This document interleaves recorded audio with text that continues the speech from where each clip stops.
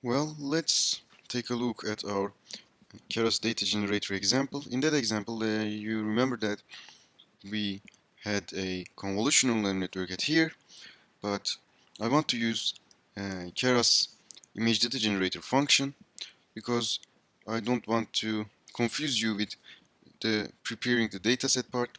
Since we already prepared the dataset, we just can we should focus on only transfer learning.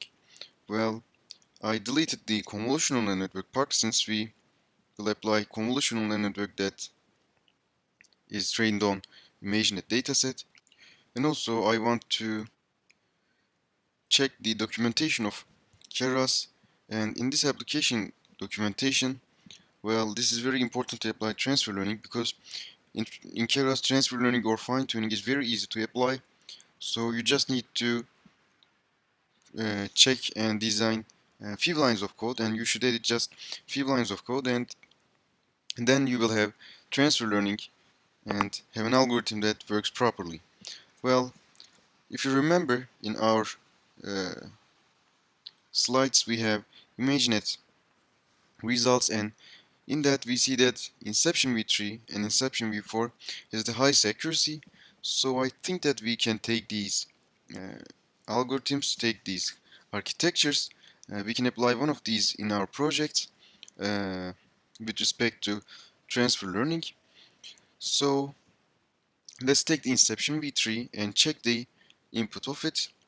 Well, you see that the default input size for this model is 299 to 299. So according to that, in our codes, well, we should change the target size so that we can properly work with our data and we can adjust our data according to our architecture. Well, then we should apply convolutional neural network. But before going into application, I want to talk about the transfer learning again, and I want to give a detail about it. Well, in our slides, I added the two new pages. Well, in transfer learning, now let's check the left side. Well, we have the data. We have data that is related to our data, or that is not related, but very large data. I mean, for example, in ImageNet, we have a general data, and also it's really large. And let's say that we have successful convolutional neural network architecture and have a good accuracy on that.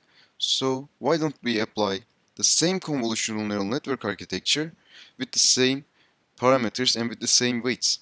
Well, let's take the inception v3 and apply it to our cat classification, and then let's see the results of it. But it's not guaranteed to get a good results, but mostly we will get a good accuracy in a short amount of time. Also, it is said that when you apply transfer learning and apply it to other datasets, it's actually have an effect of data augmentation. It means that your data is like, uh, let's say you have 100 images per class, but if you use transfer learning and if you use the transfer learning and get the weights of successful CN architecture, it will become like you have 3,000 images per class. I know it's not a true thing, it's not a theoretical.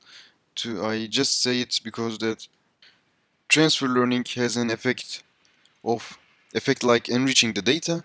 So it increased the accuracy. Transfer learning increased the accuracy, and some says that it is due to enriching data effect. Well, and after that, let's see how we will apply transfer learning with the techniques of convolutional neural network. So in technical details, there are right sides of our convolutional neural network, and the name of it is top of the CNN. Well, in top of the CNN, you have the fully connected network, and you see 1000 number here.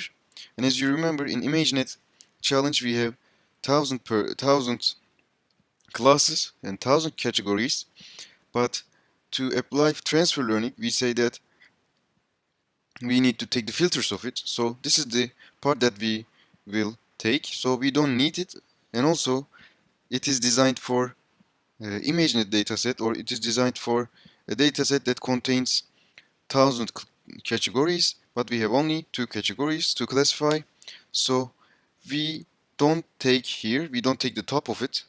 So we don't include the top of our convolutional neural network, and we will only take the convolutional layer part. And after taking this, we will write our own top of convolutional neural network. And in our convolutional neural network, the last layer will have 2 hidden nodes, since we have 2 categories, and we will freeze the majority of convolutional layers starting from beginning, since the weights are trained on ImageNet dataset and has a good accuracy. We just can freeze these layers. What is the meaning of freezing? When backpropagation, you won't get these weights changed, so these weights will be the same, but in backpropagation you update these weights, but if you freeze these layers you actually have the same weights, so it won't affected by the backpropagation. These values will be the same in every iteration and also in every epoch. And also the thing that we should also do is, and I scribbled out the slide, but choose a small learning rate. This is also essential for our let's say that it can be like that, but you should try it, and this is essential for our applications, our transfer learning applications. So let's do it.